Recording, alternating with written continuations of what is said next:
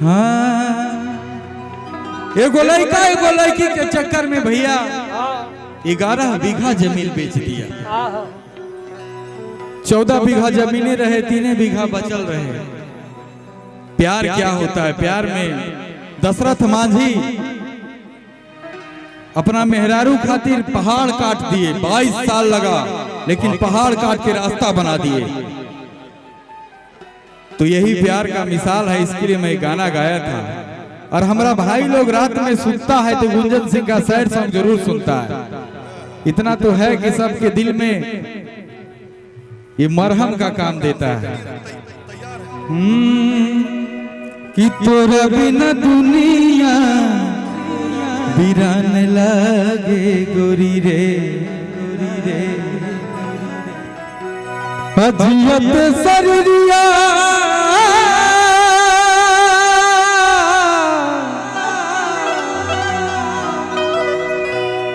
अजियत सरिया बजान लागे गोरी रे। तोरा बिना दुनिया वीरान लागे गोरी रे। तोरा बिना दुनिया वीरान लागे गोरी रे। जियत सरिया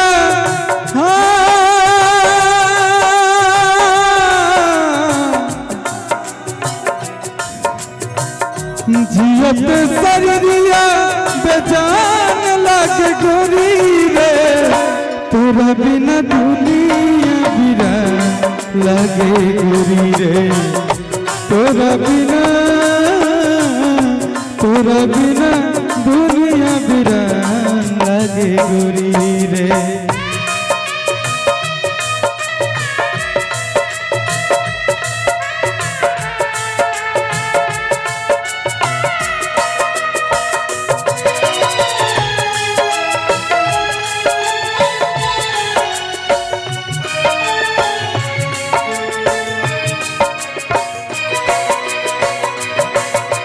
इसमें एक लाइन भाव था, केहू दुनिया में नहीं खे तुहरा सिवा, तुहरा सिवा प्यार में नहीं थी गोरी। हम बेवफा, हम बेवफा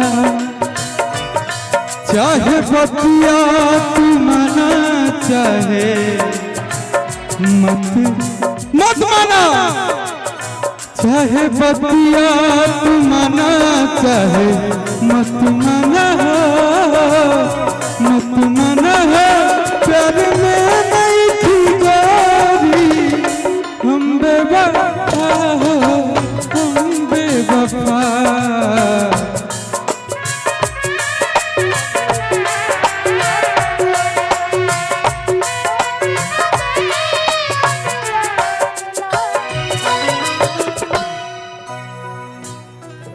मान ला तारा मेहरारू से झगड़ा हो जाए, फोटो खींचेगा बीच में।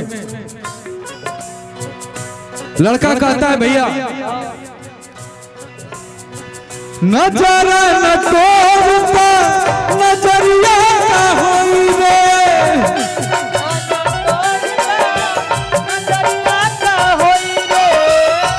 अखिए ना रही तो तोरा हम देखब कैसे रे।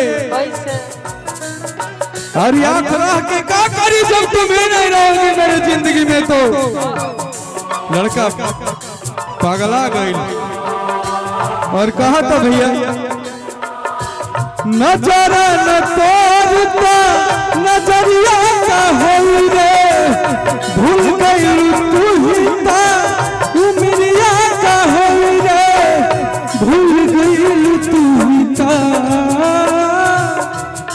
उमरिया।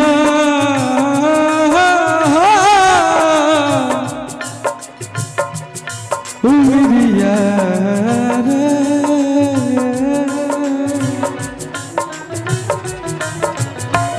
जिंदगी और तुमर शमशान लागे गोरी रे।